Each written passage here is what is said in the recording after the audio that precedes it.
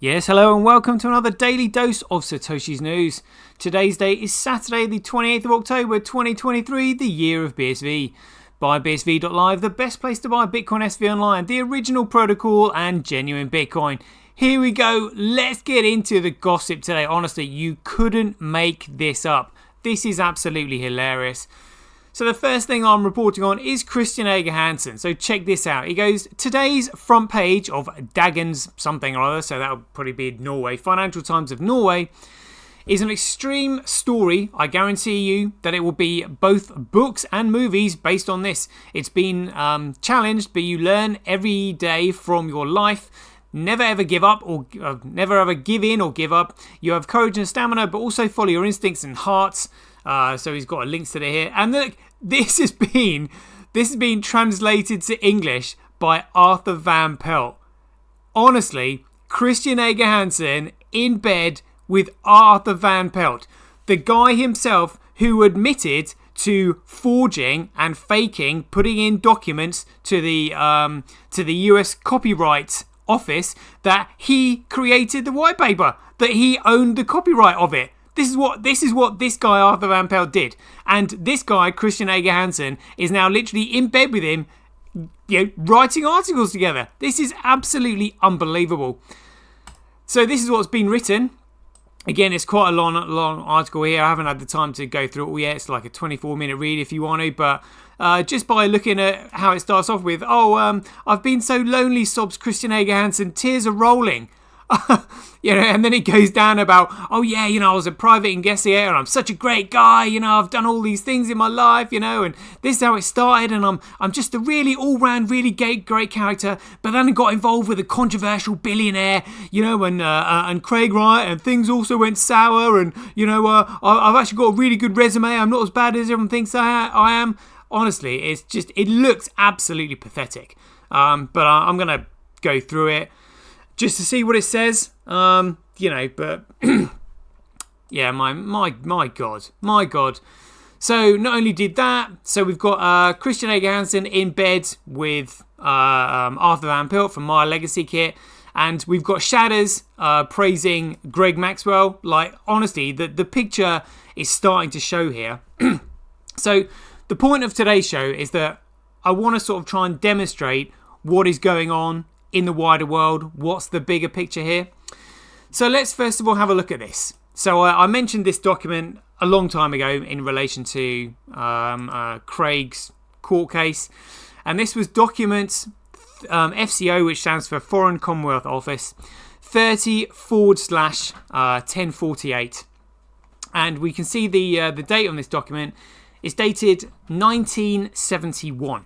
And this document outlined how Britain would surrender sovereignty, which is absolute treason. Even surrendering an atom of sovereignty is treason when it joined the European Economic Community. So this is actually dated on the 17th of June, 1971. So what else happened in 1971? Well, let me show you. So we all remember this. The Nixon shock happened on the 15th of August 1971. So we got June. This was just literally 2 months after document FCO 30/1048 was drafted. And the Nixon shock was the largest financial crime in history, where Richard Nixon literally removed the US dollar from the gold standard and all the currencies backed by it from the Bretton Woods Agreement in 1944, making all of the US dollar and all currencies backed by it securities fraud and economically worthless and therefore economically toxic, leading to utter economic devastation to everybody else apart from those who can just simply print the US dollar.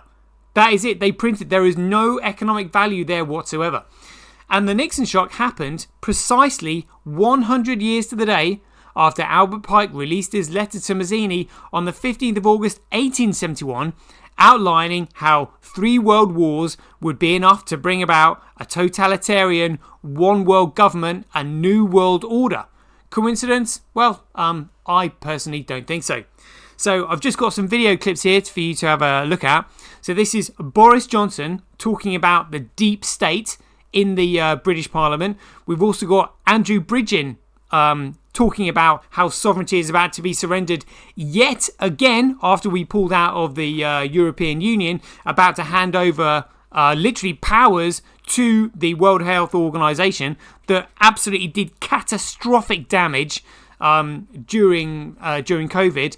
And then another video after that of a guy describing the political situation in Israel and what it might be used for. So have a listen. And some people will say, as I leave office, that this is the end of. They will say this is the end of Brexit. They will. Oh yes. Listen to deathly hush. Deathly hush. And the leader of the opposition and the deep state will prevail in its plot to haul us back into alignment with the EU as a prelude to our eventual return. These two instruments, if followed, will control how future governments can prepare and respond to emergencies.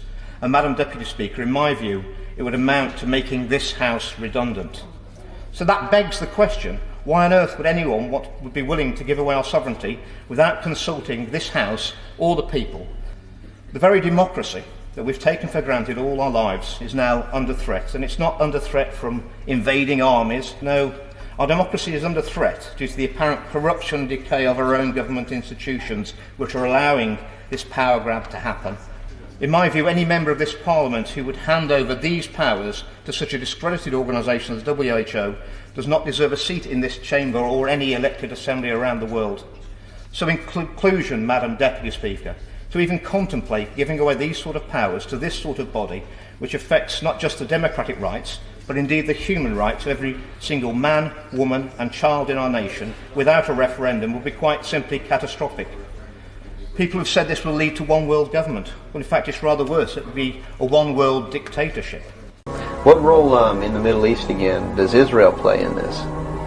Israel was created as the instrument to bring about the Battle of Armageddon and the fulfillment of prophecy, a war that would be so terrible, where nuclear weapons will be used, so that the American citizens and the other people in the world will get down on their knees and beg for no more war. And what is the answer to that? They're going to be told the only way we can guarantee no more war is if we destroy the sovereignty of nations and we come together as one humanity in a one world government. Right. So, after listening to that, this is the document that I actually want to bring your attention to. This is the whole point of doing today's news show. So this was actually classified or labelled as top secret, and it's called Silent Weapons for Quiet Wars, an introductory program manual. Now, there's a stamp on this, and it says R110 Silent Weapons for Quiet Wars, top secret. This astonishing document was discovered in a surplus copier purchased from Boeing aircraft in 1986. Reveals details of a plan hatched in the embryonic days of the Cold War, which called for the control of the masses through manipulation of industry, people's pastimes, education and political learnings. It called for a quiet revolution, pitting brother against brother and diverting public's attentions from what is really going on. For all intents and purposes, this document has come to pass. Reprinted in its original form, includes diagrams. So let's just have a quick look through this. So here we've got the page just listing what's in it. Security goes on to a few things here. Silent weapon technology, blah, blah, blah, blah, blah. So there are a few shocking bits that I want to bring your attention to. So this one says the Quiet War was quietly declared by the international elite at a meeting held in 1954. So again, 1954 was prior to 1971, for those of you who haven't done your maths yet. But all this, everything that we're experiencing today, the document FCO 34/1048, trying to join the European Economic Community, withdrawing from that, the Nixon shock, and now what's going through here with the WHO, it's all planned. It's all planned. So just to go over some points that I have seen here. So check here what it says. The quality of education given to the lower classes, so no discrimination there, must be of the poorest sort, so that the most ignorant the most of ignorance, isolating the inferior class from the superior class, and remains incomprehensible to the inferior class with such initial handicap, ever bright lower classes individuals, blah, blah, blah, blah, blah. And then it says, this form of slavery is essential to manipulating some measures for social order, peace, and tranquility for the ruling upper class. Honestly, like, you couldn't make it up. Absolute dystopian here. So it carries on here. Yet it makes an unmistakable noise. So I think it was this bit. There's a lot to go through here, but I'm going to try and just outline it. So it says, the public might instinctively feel that something is wrong, but because of the technical nature of this silent weapon, they cannot express their feelings in a rational way, or handle the problems with intelligence. Therefore, they do not know how to cry for help, and do not know how to associate with others, or defend themselves against it. And that's precisely what we're basically experiencing now. People don't know what to do about the situation they're in, and they're literally just sticking their heads in the sand.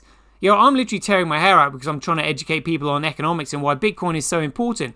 But this is what is coming if people don't wake up and pull their finger out and actually say, hold on a minute, there's actually something wrong with forcibly injecting people with a substance that doesn't even have any ingredients in the package. Some people just say, oh yeah, just inject me with that shit. Absolutely crazy. And chances are they probably haven't labelled it, because if you knew what was in it, you wouldn't let them inject you with it. My goodness me.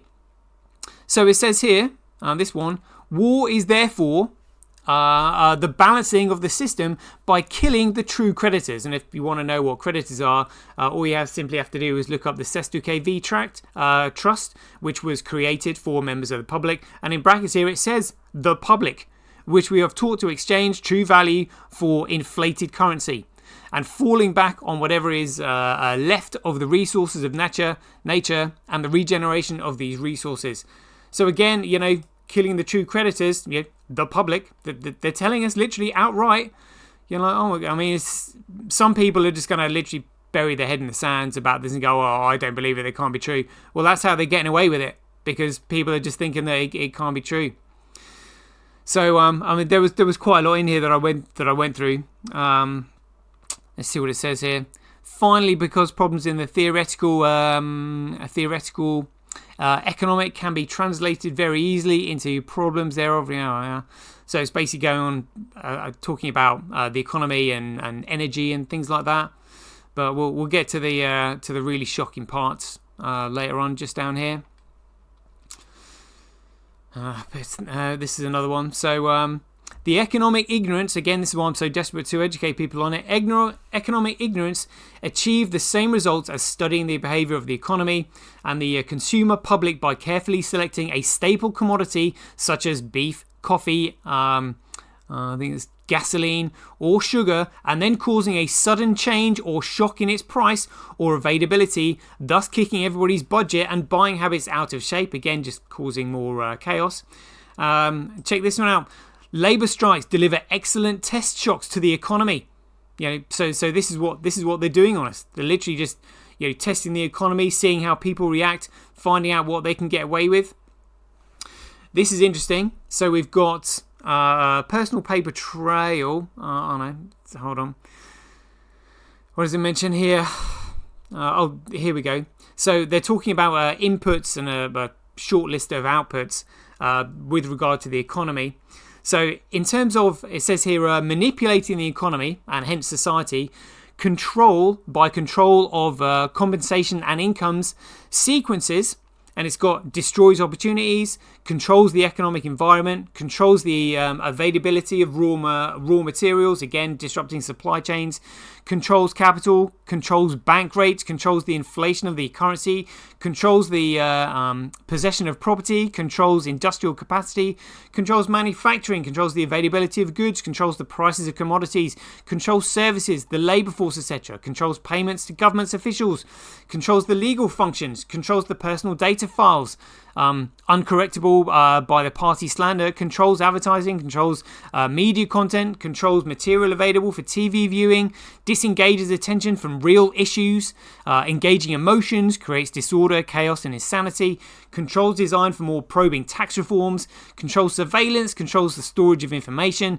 develops psychological analysis and profiles of individuals, controls legal functioning, controls sociological factors, controlling health options, prey on weakness, cripples strength, leeches wealth and substance.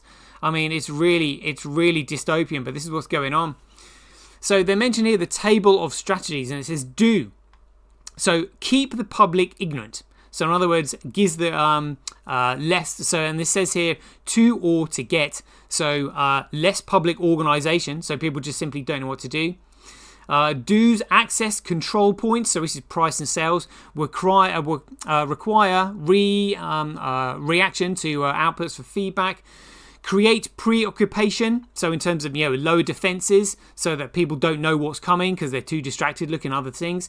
Attack the family unit, control of the education of the young, give them less cash and more credit and doles, which will give them more self-indulgence and more data.